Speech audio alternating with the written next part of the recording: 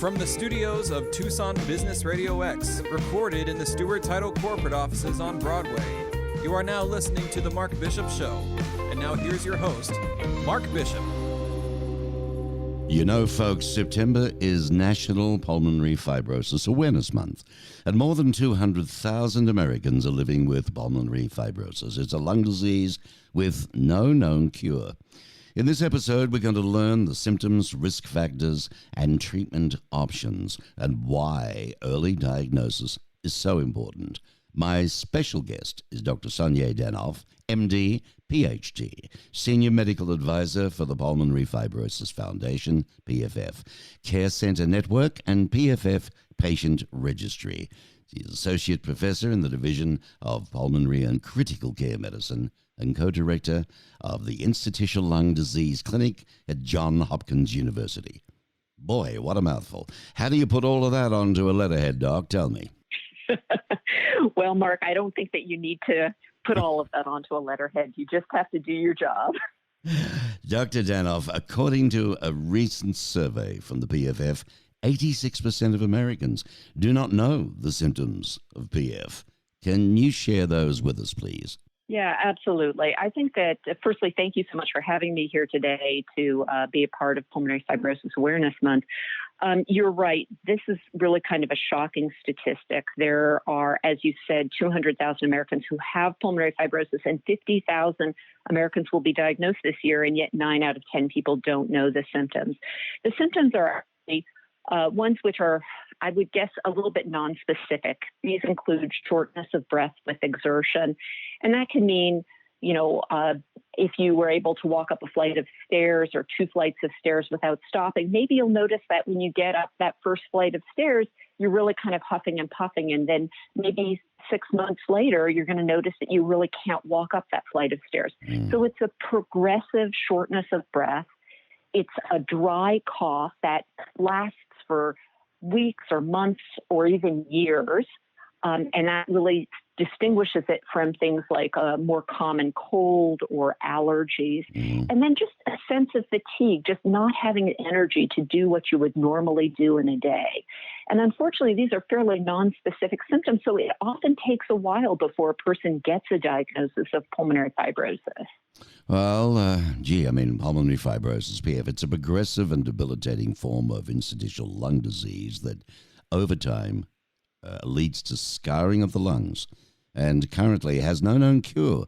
So knowing the facts about pulmonary fibrosis will help drive understanding of this devastating disease, hopefully raise funds for vital research and lead to better treatments, and ultimately find a cure. Henceforth, each September, folks, is the PFF presents Pulmonary Fibrosis Awareness Month. Ultimately, Doctor, to find a cure. Is that correct, Doc?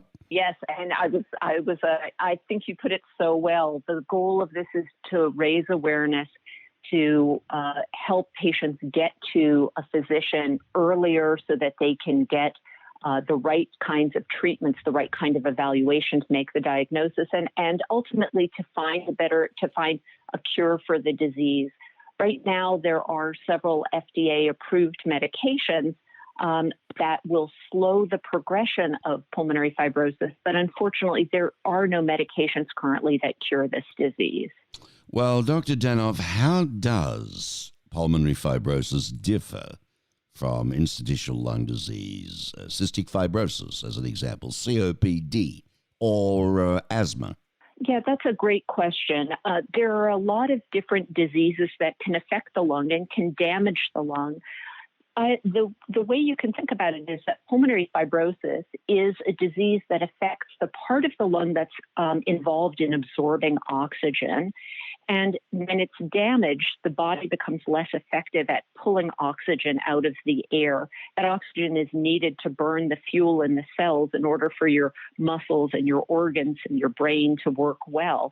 So just like a motor that doesn't have a good air inflow, it just doesn't function as well. And it differs from the other types of lung disease that you mentioned in the kinds of people who tend to be affected by it. So pulmonary fibrosis typically affects people who are over the age of 60. It often affects people who have had a prior history of smoking, either primary smoking or secondhand smoke. And it also tends to affect people who have family history of pulmonary fibrosis. They might have a parent or a sibling or an aunt or uncle who have had pulmonary fibrosis. Well, we know that over, 200,000 are living with the disease. Who is most at risk? Right. And again, it's the people who are in that age category, the over 60, former smokers, people who have family history. And, as our population ages in the United States, it's going to be an increasing number of people who are at risk of this disease. The more I hear about things, Doctor, over, 60, 65, 70, I think they should just round us all up and put us in some sort of cattle pen, fair dinkum. We mentioned the symptoms to watch out for. Why is it important to consult your doctor about common symptoms that just don't go away? Yeah, absolutely. Well, because the symptoms of pulmonary fibrosis are nonspecific, and they're sometimes attributed to, maybe this is just a normal change of aging. We don't buy that. People should continue to be vital, whether they're 60 or 70 or 80, they should continue to be vital and active. And if you notice symptoms that are changing, or if people around you mention that there are symptoms like a cough that doesn't go away, it's important to bring that to the doctor's attention, because sometimes it's a more common thing, maybe an allergy or a cold. But if it's something that persists, it may be an indication of a more significant problem like pulmonary fibrosis. And the only way to diagnose this is to get the right testing done in order to make the diagnosis. So what are the treatment options today if you have pulmonary fibrosis? Yeah, well, there's no cure for pulmonary fibrosis. There are a number of FDA-approved medications that can slow the progression of pulmonary fibrosis. And that's part of the reason why identifying it early is important. There is therapy that can improve length of life and decrease the loss of lung function. And importantly, there are many clinical trials going on. And so in the years to come, we'll have certainly more and maybe even better therapies that will be available for people who are affected by pulmonary fibrosis. Well, this is one of the reasons why September, each year is so critical to you. So what does the Pulmonary Fibrosis Foundation have planned for Awareness Month this year through the end of September, which is pretty close? Yes, absolutely. So we use September to really shine a light on pulmonary fibrosis, to increase education and awareness. And there are a number of campaigns that are going on. There is a 30 Facts in 30 Days, which is a social media campaign that the PFF is doing in order to teach people more about the disease. And importantly, there's also a Portraits of PF, which is patients talking about their own experience with the symptoms of pulmonary fibrosis and the diagnostic process. In addition, all across the United States, there are going to be buildings lit up in blue, which is the color of pulmonary fibrosis awareness, from the Columbia Center in Seattle, Washington, to the Yonkers City Hall in New York. And all of these landmarks are really there to just remind people across the country about this disease.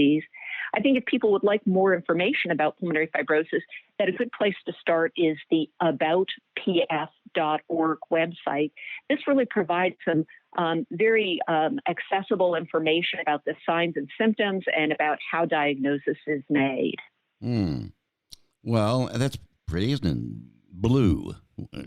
Buildings in blue. Now, how else can we help? I mean, you've mentioned the site to go to. Folks, have a look at this. Pajamas with a cup of coffee, whatever.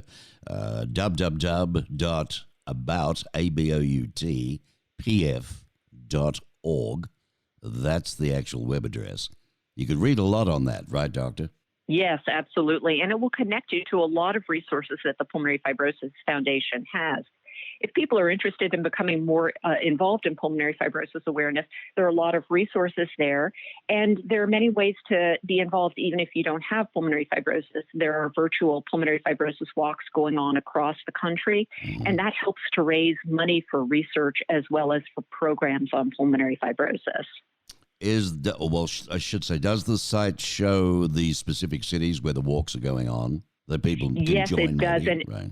Absolutely. It has links so people can find out which cities are taking part in the walks, and we would love everybody to be involved, really, whether or not they've been affected by pulmonary fibrosis, because this is something that it can affect any family, regardless of race, religion, background. So we really want this to be something that everybody's aware of. Oh yeah, it's a nasty disease. Last question for you, not so much out of left field, but with today and this darn pandemic, you'd have more trouble on your hands overall, wouldn't you, with reference to this disease? Well, that's a great question. For sure, we know that in the COVID-19 pandemic, that there's been a lot of concern about people who have lung disease, and certainly having a pre-existing lung disease can make a person at risk of having a more severe infection if they have COVID-19. But we're telling our patients just what everybody is being told, which is be safe, be smart, wear a mask, wash your hands, stay clear of large crowds. And I think that with those cautions, people can really hopefully get through this period safely. But yes, we really want to try to avoid having people with pulmonary fibrosis get COVID-19 because we want to keep all of our patients healthy and well for as long as possible. Well, you do a great job. Thanks, Doctor, for giving this time today. Appreciate it. Keep up the good work, won't you? Thank you so much, Mark. You're most welcome. Ladies and gentlemen, Dr. Sonye Danoff, Associate Professor of Medicine in the Division of Pulmonary and Critical Care Medicine and Co-Director of the Institutional Lung Disease Pulmonary Fibrosis Program and Associate Director of the Myositis Center at Johns Hopkins University of School Medicine. Heard her here on Tucson Business Radio X with The Mark Bishop Show.